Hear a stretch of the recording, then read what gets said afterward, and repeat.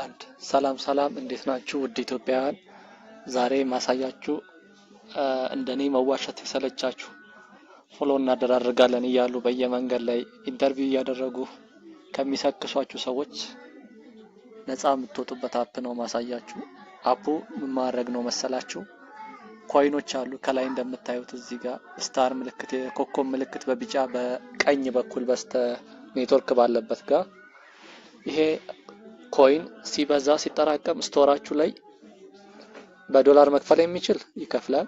አቅም ያለው ቪዲዮ ነው እንዲታይላችሁ የምትፈልጉት ወይስ ፎሎወር የሚለውን በሁለት ካታጎሪ እዚህ ጋር ይከፍለዋል። ላይክ ነው የምትፈልጉት ፎሎወር የሚለውን እናንተ ተወስናላችሁ።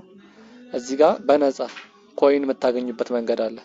ከ100 ኮይን ጀምሮ እስከ 30,000 ኮይን 30,000 ኮይን ደረሳችሁ ከሰራችሁ 3000 ሰው በአንድ ቀን ውስጥ ይገባላችሁ።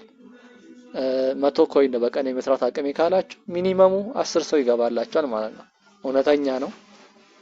ሰርቼበታለሁ፣ እየሰራሁበትም እገኛለሁ። እንዴት እንደሚሰራ እዚሁ አብረን እንመልከት።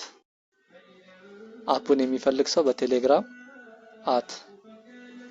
ታርጌት ጎል 7 ብሎ ያናግረኝ እጋብዘዋለሁ ማለት ነው። አሁን ለምሳሌ አንድ ሰው ፎሎ አደረኩኝ፣ ወጥቼ ወደ አፑ መመለስ ነው ከኔ የሚጠበቀው።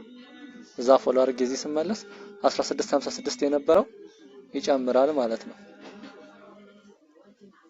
ሪሲቭ ሰክሰስፉሊ እንደምታዩት 1661 ሆነ።